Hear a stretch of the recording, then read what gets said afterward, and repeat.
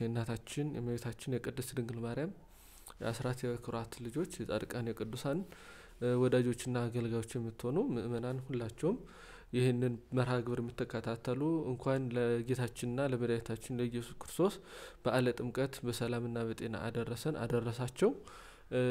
እንደ እግዚአብሔር ፈቃድ ዛሬ በሚኖረን ቆይታ ስለ እመቤታችን ስለ ቅድስት ድንግል ማርያም እመቤታችን ቅድስት ድንግል ማርያም ስለ የሕይወት ህብስት መገኛ መሶብነቷን ምን እንነጋገርበት መርሃ ግብር ይኖረናል።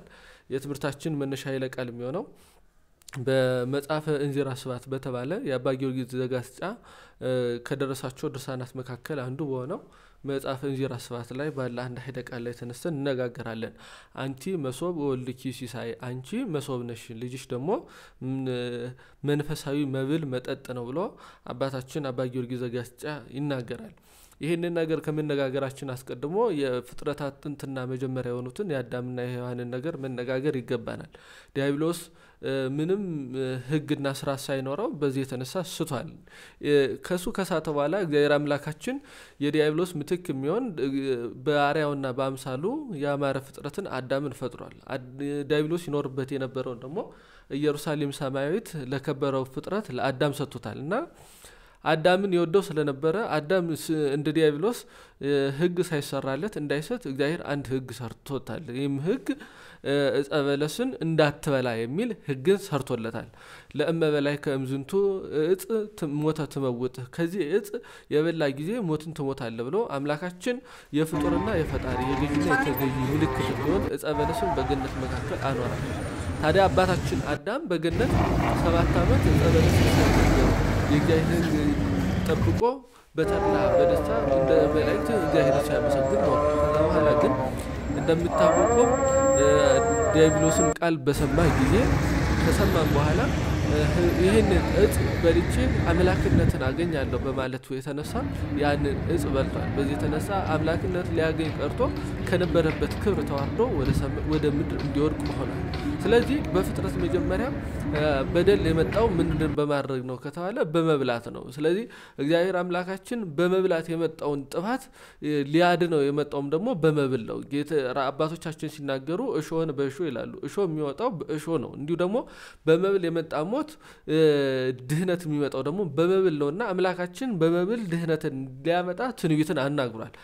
በኦሪት ዘፍጥረት በምዕራፍ 18 19 ላይ ስንመለከት አባታችን አብርሃምን እግዚአብሔር አንድ ትእዛዝን አዞታል።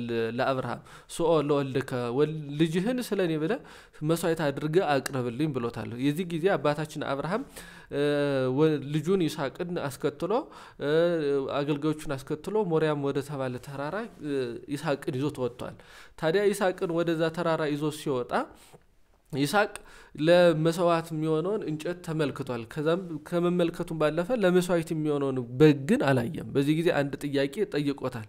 ምንድነው ጥያቄው? አይቴ አሉ በግኡ ለመስዋዕቱ የሚሆነው በግ ወዴት አለ ብሎ ለመስዋዕት የሚሆነውን የሚበላውን በግን ጠይቆታል። ይሄ የይስሐቅ ጥያቄ የይስሐቅ ብቻ አይደለም። በዘመነ አበው የነበሩ የአበው፣ በዘመነ ነቢያት የነበሩ የነቢያት፣ በዘመነ ካህናት የነበሩ የካህናት፣ በዘመነ ነገስት የነበሩ የነገስታቱ የካህናቱ የነቢያቱ የአበው ጥያቄ ብቻ ሳይሆን የፍጥረት ሁሉ ጥያቄ ነበረ። የታለ ለመስዋዕት የሚሆነው በጉ እኛ በልተን ህይወት የምናገኝበት፣ በልተን ጥፋት እንዳገኘን በልተን ደግሞ ህይወትን የምናገኝበት በጉ ወዴት አለ ብሎ ጥያቄ ጠይቀውት ነበር። ይሄ ጥያቄ ተመለሰው ደግሞ በመጥምቀ መለኮት በቅዱስ ዮሐንስ ነው። ጌታችን ቅዱስ ዮሐንስ ጥምቀትን ለንስሐ ሲያጠምቅ ጌታችን ከሩቅ ሲመለከተው ዝንቱ ናው በጉ ለጃይ ያትስ ያስሰ የዓለም የሚያስተሰርይ የእግዚአብሔር በግ እነሆኝ ብሎ ጌታችን ኢየሱስ ክርስቶስ እውነተኛ በግ መስዋዕት እንደሆነ ተናግሯል። ታዲያ አምላካችን መድኃኒታችን ኢየሱስ ክርስቶስ ለአድኅኖተ ዓለም ወደዚህ ዓለም ሲመጣ እሱ ህብስት እንደሆነ ተናግሯል። አነ ውእቱ ህብስተ ሕይወት ዘወረደ እምሰማያት ከሰማይ የወረደ የሕይወት ህብስት እኔ ነኝ ብሎ በዮሐንስ ወንጌል በምዕራፍ 6 ላይ የቁርባንን ነገር በተናገረበት ክፍሉ ተናግሯል። ታዲያ ይህንን ህብስት ያገኘንባት ደግሞ መሶብ እመቤታችን ቅድስት ድንግል ማርያም ነችና አባታችን አባ ጊዮርጊስ ዘጋስጫ በመጽሐፈ ምስጢሩ ላይ አንቲ መሶብ ወልድኪ ሲሳይ አንቺ መሶብ ነሽ ልጅሽ ደግሞ ሲሳይ መብል ነው ብሎ ተናግሯል። ይሄን ብቻ አይደለም ብዙዎች ሊቃውንት አባቶቻችን ስለ እመቤታችን መሶብነት ተናግረዋል። አባታችን ቅዱስ ኤፍሬም በቅዳሚ የውዳሴ ማርያም ድርሰቱ ላይ ስለ እመቤታችን ሲናገር አንቲ ውእቱ መሶበ ወርቅ ንጹህ እንተ ውስቴታ መና ህቡ ዘወረደ እምሰማያት ከሰማያት የወረደ የተሰወረ መና ያለብሽ የወርቅ መሶብ አንቺ ነሽ ብሎ ስለ እመቤታችን ስለ ቅድስት ድንግል ማርያም ይናገራታል። እመቤታችን መሶብ ነች፣ መሶብነቷ ደግሞ የወርቅ ነው ብሎ ይናገራል። ወርቅ እመቤታችን የወርቅ መሶብ ለምን ተባለች ከተባለ ወርቅ ንጹህ ነው እና እመቤታችንም ደግሞ ንጽሐ ባህሪዋ ያላደፈባት በንጽህና ያለች ነችና እመቤታችንን መሶብ ብሏታል። መሶብ ወርቅ እንደምታውቁት ጽሩይ ንጹህ ነው። እመቤታችንም በሐልዮ በማሰብ በነቢብ በመናገር በገቢር በመስራት እመቤታችን ንጹህ ናት። ለዚህ ነው መፍቀሬ ጠቢባን ሰሎሞን በመኃልየ ላይ ሲናገር አልብኪ ነውር ወኢምንትኒ በላዕሌኪ በላዕልሽ በሰውነትሽ ላይ ምንም አደፍ ጉድፍ የለብሽም ብሎ የተናገረው እመቤታችን ንጹህ ነች ወርቅ የተባለች። ስለዚህ እመቤታችን ምን አይነት መሶብ ነች ከተባለች የወርቅ መሶብ ነች። ስለዚህ እመቤታችን መሶብ ትባላለች። ታዲያ በመሶብ ውስጥ ህብስት እንዲኖር ጌታችን ደግሞ ህብስት ተብሎ ይጠራል። ታዲያ ይሄ መሶብ ምን ያደርጋል ከተባለ ሰዎችን ይሰበስባል። እመቤታችንም ደግሞ ፍጥረታትን ሁሉ ሰብስባለች። መሶብ ባለበት ሰው ሁሉ ይሰበሰባል። ራሱ ጌታችን ሲናገር ሀባሎ ገደላ እየተጋበው አንሰርቱ ብሎ ይናገራል። የወደቀ ስጋ ባለበት በዚያ አሞሮች ይሰበሰባሉ እንደተባለ ጌታችን ስጋ ነው። ምክንያቱም ስጋ ስለተዋሃደ ወይንም ስለለበሰ ስለዚህ በዚያ ነው። ታዲያ እመቤታችን መሶብ ነች። ታዲያ መሶብ ባለበት ይሰበሰብ እመቤታችን ደግሞ የተበተኑትን ፍጥረታት ሰብስባቸዋለች። ለዚህ ነው አባታችን ቅዱስ ቄርሎስ በድርሳኑ ላይ ሲናገር አስተጋባተን ቅድስት ማርያም እመቤታችን ክብርት እመቤታችን ቅድስት ማርያም ሁላችንንም ሰበሰበችን ብሎ ይናገራል። ሁላችንም ሰበሰበች። አባ ጊዮርጊስ ዘጋስጫም ደግሞ በመጽሐፈ አርጋኖኑ ላይ ሲናገር ምን ብሎ ይናገራል? ኦ መስገርት ገሪፍ እንተ ታስተጋብኦ ለዘመድ አሳት ብዙ አይነት ህብረ መልክ ያላቸውን አሳዎችን የምትሰበስቢ የወጥመድ መረብ አንቺ ነሽ ብሎ ይናገራል። ስለዚህ እመቤታችን ቅድስት ድንግል ማርያም ሁላችንንም መሶብ ሁሉ እንደሚሰበስብ እመቤታችን ደግሞ ሁላችንንም በፍቅሯና በረድኤቷ ሰብስባናለች። የሚደንቀው ደግሞ መሶብ እንደምታውቁት ክብ ነውና አንድ ሰው በመሶብ ዙሪያ ብዙ ሰዎች በመሶብ ዙሪያ ቢቀመጡ ለማዕከላዊ ወይንም ሴንተር ለሆነው ክፍል ሁሉም እኩላቸው። ታዲያ እመቤታችን ቅድስት ድንግል ማርያም እንደምታውቁት የሁላችን እናት ናት። ታዲያ እናትነቷ ግን ለሁላችን እኩል ነው። ለአንዱ ትልቅ ለአንዱ ደግሞ ትንሽ እናት አይደለችም። እመቤታችን የሁላችን እናት ነች። ለዚህ ነው ወይብል ኩሉ ሰብ እምነ ጽዮን ሰው ሁሉ እናታችን ጽዮን ብሎ ይናገራል ብሎ አባታችን ቅዱሱ መዝሙረኛው ዳዊት በመዝሙር 86 ላይ ተናገረው። ለዚህ ነው ሰው ሁሉ እናታችን ጽዮን ብሎ ይናገራል ብሎ የተናገረው።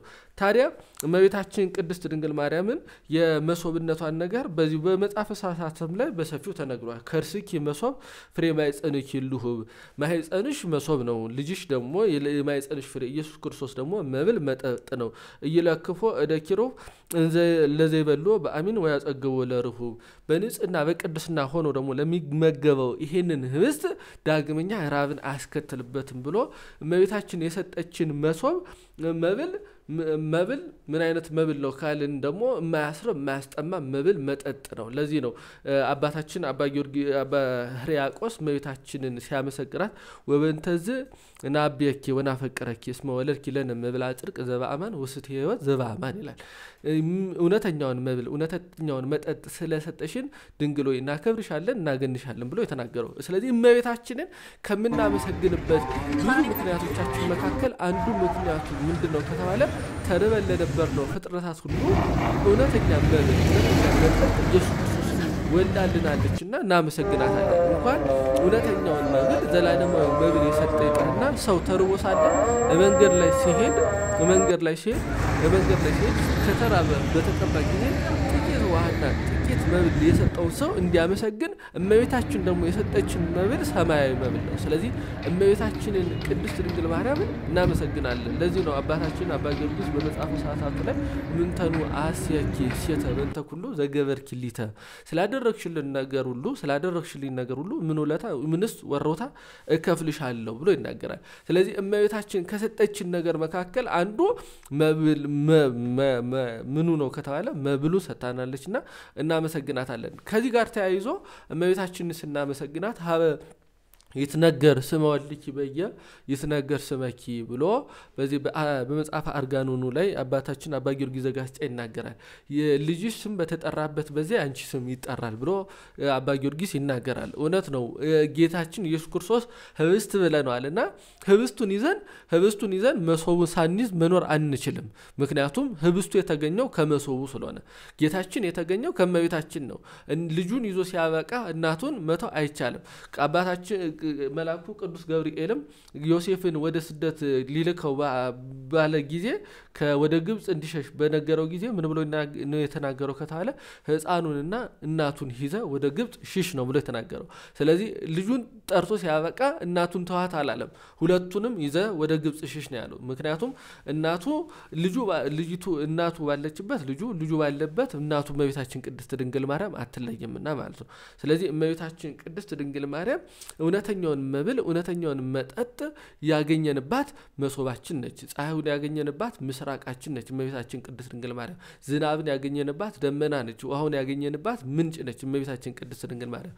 ስለዚህ እመቤታችን የጌታችንን ስም ባነሳን ቁጥር እመቤታችን ቅድስት ድንግል ማርያምን ሳንጠራ አንውልምና እውነተኛውን መብል እውነተኛውን መጠጥ ሰጣናለችና ለእመቤታችን ቅድስት ድንግል ማርያም ክብር ምስጋና ይግባትና ይሄን ማይድ እመቤታችን ስትሰጠን እንድንበላው ነው እንጂ እንድንጠጣው ነው እንጂ እንድናየው አይደለም። መሶብ የተሰበሰበ ሰው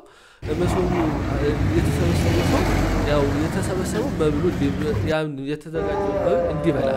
ስለዚህ ይሄን መሶብ እመቤታችን ስትሰጠን እኛ እንድንበላው እንድንጠጣው ነው። ጌታችን ሲናገር ዘበላ ስጋዬ ወሰት ስጋዬን ይበላ ደሜንም ይጠጣ የዘላለም ሕይወትን ያገኛል ብሎ ተናግሯል። ሰው በብዙ ምግባራትን እንኳን ቢያደርግ ስጋው ደሙን ካልተቀበለ ምንም ምግባራት ሁሉ እንደተበተነ ነው። ሰው እንጨት ሰብስቦ ሲያበቃ በማሰሪያ ካላሰረው የሰበሰበው እንዲበተንበት ሰው ቢጾም ቢጸልይ ቢሰግድ ይሄ ሁሉ ምግባራት የሚታሰሩት በስጋው ደሙ ነው። ሰው የፈለገ ጽድቅ ቢሰራ ስጋው ደሙን ካልተቀበለ ዘላለም ሕይወትን ማግኘት አይቻልም። ስለዚህ አሁን ባለንበት ዘመን ነገ ከነገ ወዲያ ሳንል የጌታችን ኢየሱስ ክርስቶስ ስጋው ደሙ ልንቀበል ይገባል። ጌታችን ሲናገር ግንዋን ተዘጋጅታችሁ ኑሩ ነው የተባለው። በየትኛው ሰዓት ሌባ እንዲመጣ አይታወቅምና ሁላችንም የእመቤታችን ቅድስት ድንግል ማርያም የሰጠችንን እውነተኛውን መብል ኢየሱስ ክርስቶስን ተቀብለን ዘላለማዊ ሕይወትን እንድናገኝ አምላክ ቅዱሳን እግዚአብሔር ሁላችንንም ይርዳን፣ እግዚአብሔር ይስጥልን። ባለ ጥምቀቱን ደግሞ እግዚአብሔር አምላካችን የበረከት የሰላም የአንድነት ያደርግልን፣ እግዚአብሔር ይስጥልን።